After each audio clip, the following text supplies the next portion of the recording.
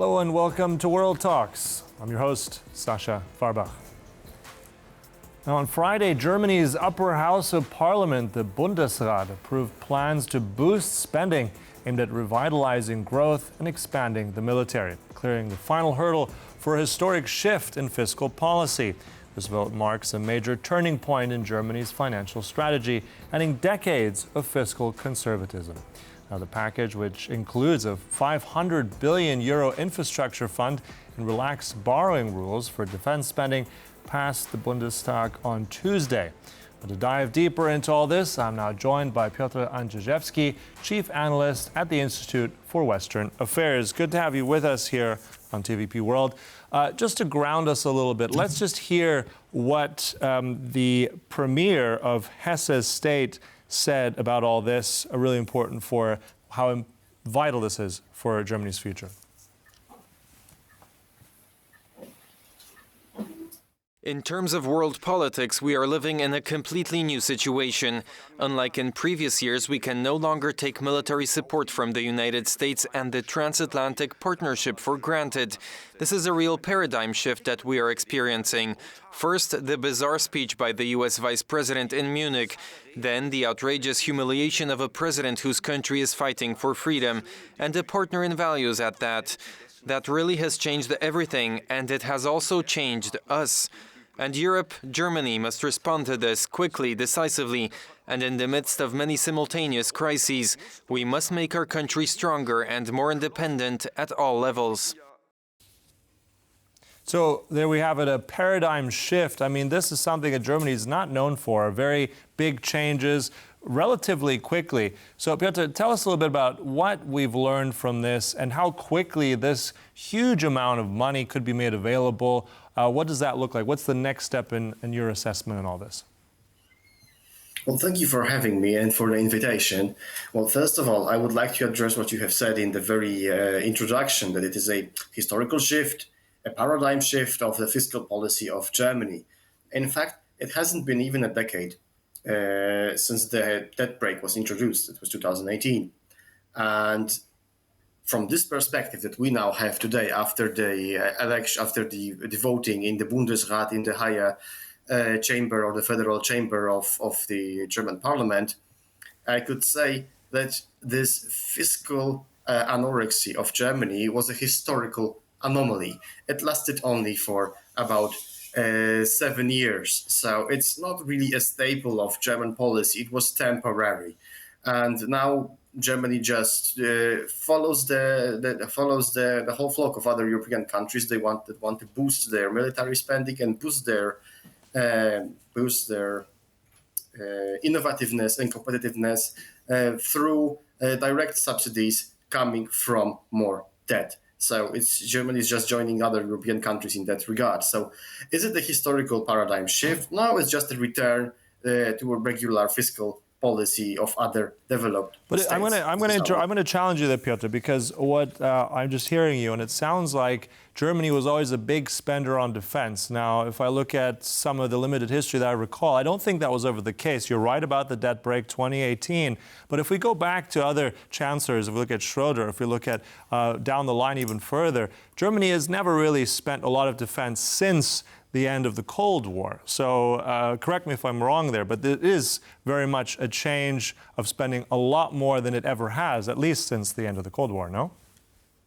Well, okay, I can agree with that. I was just speaking about solely the fiscal aspect of it. If you look at the military one, for the last 20 or 25 years, it was always the Ministry of Defense that was the first one that received cuts when it came to when Germany wanted to spend less. It was always the defense that was the first to receive cuts.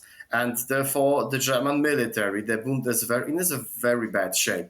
It's not operational. It has only munitions for several days of active combat.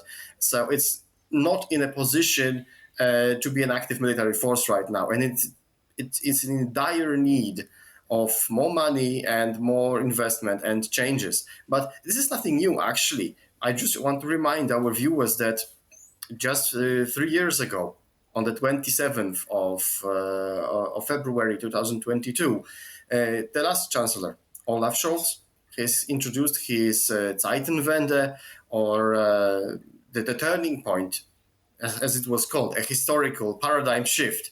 He wanted to spend more on the German military. At that time, it was 100 billion euros, and the majority of it went to buy American planes, the F-35s, in order to maintain Germany in the nuclear sharing program, basically. So now what has happened that this number has quadrupled, yes, from 100 million to 400 billion euros. And this is actually just leveling up to the level of France, which President Emmanuel Macron has announced his spending program several years ago, and it was more than like around 330 billion euros. So for Germany, it's less than France's spending right now. So is it a big paradigm shift, or is Germany just trying to catch up? This is how I would see it. All right, granted, but at the same time, I mean, if we look and break down some of these numbers as well, we have not just the special fund, as we've now talked about, which can also be used for defense, which can also then later be used for infrastructure. I know the Greens got this with 100 billion. I think that was the deal to get this. So it's a whole package. But I think one of the main things here is that debt brake is removed, that these loans are virtually, as I understand it, limitless. And we're looking at down the line of many years of loans and investment in the defense sector.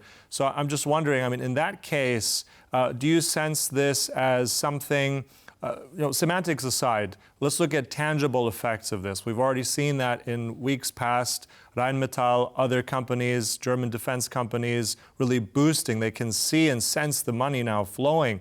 Do you think this will, let's say, be a long while before we get tangible operational success, more production, more investments? How do you sense this? When are we going to get the tangibles out of all of this?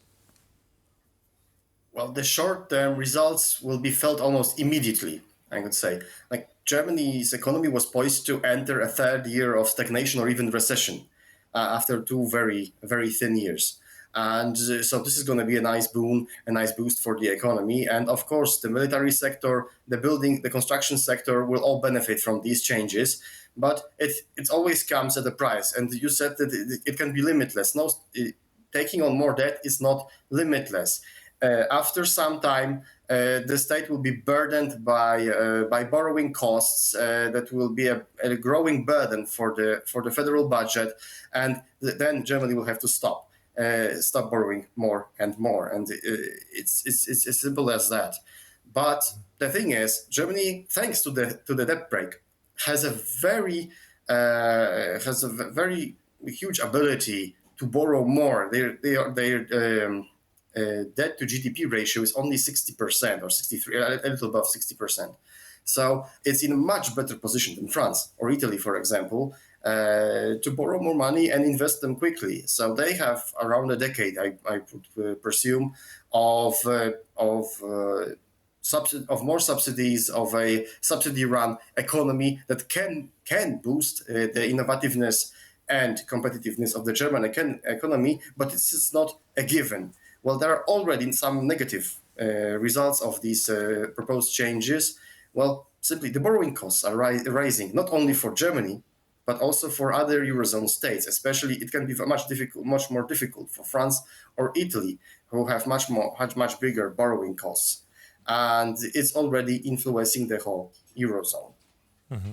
Yeah, and I think also, I'll just close with that, because one of the statements that we got here from the German Taxpayers Association, I think recently as well, is criticizing not really the money, but the bureaucracy, the processes. So this is still going to be that next challenge. I think we'll have to see how that plays out. But nevertheless, whatever we call it, it is quite a historic moment for Germany and for all of Europe. We'll close it there. Piotr Andrzejewski, Chief Analyst at the Institute for Western Affairs, thank you so much for your time today. Thank you very much. Thank you for watching. That concludes World Talks, but there's much more coming up, so stay tuned right here on TVP World. Goodbye.